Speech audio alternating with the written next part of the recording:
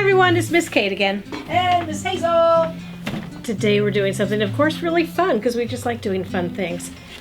I'll just start off by telling you, we were gifted these really cool bamboo serving dishes, and they were open so no one can actually use them for food anymore, so we saved them to build something.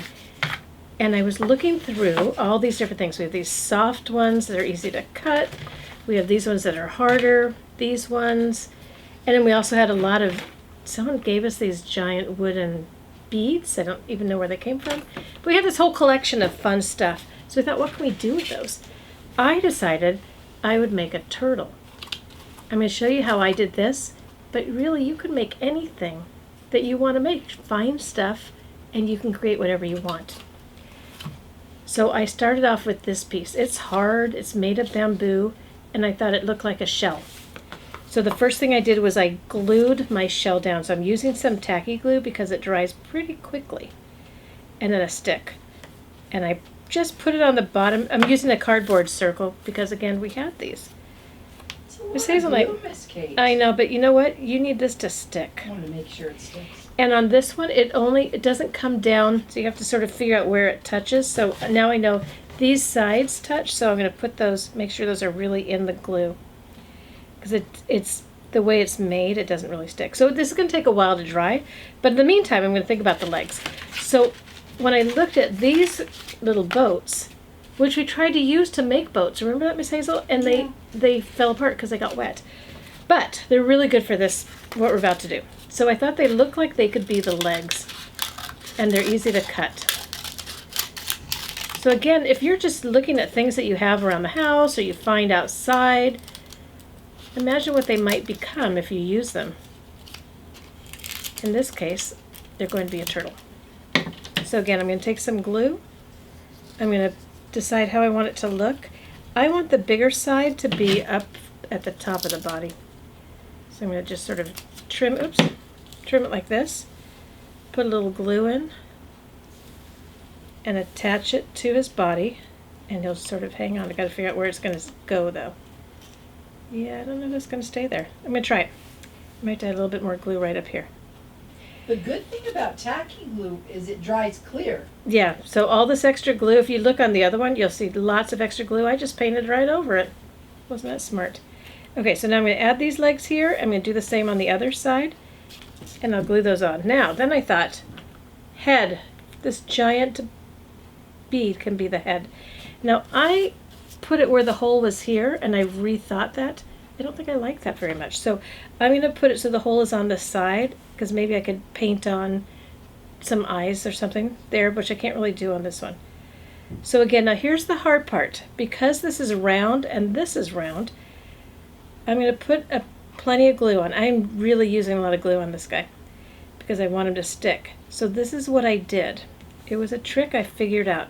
I put the head there, and I used this block to sort of hold it up while it was drying.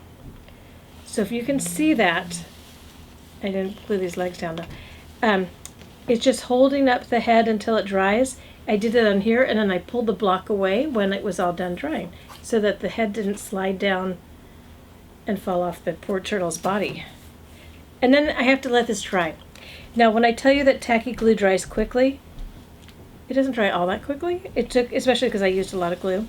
So I carefully put it outside into the sun, and I let it dry. And then when it was done, and you have to be careful because you've got your block there. I had to redo it. Overnight, Miss Kate? Overnight, yeah, but if you have to move it, just move it carefully, and I just put the block back under. And then the fun part is painting it. So if you made a turtle, you could make this the ocean like I did, so it was a sea turtle. And then I painted a pattern on his shell. If you made, let's see what else we could make with these things. You could do anything you want. What else could you do? If it was a box like this, what would it be? Ooh, maybe it could be a dog.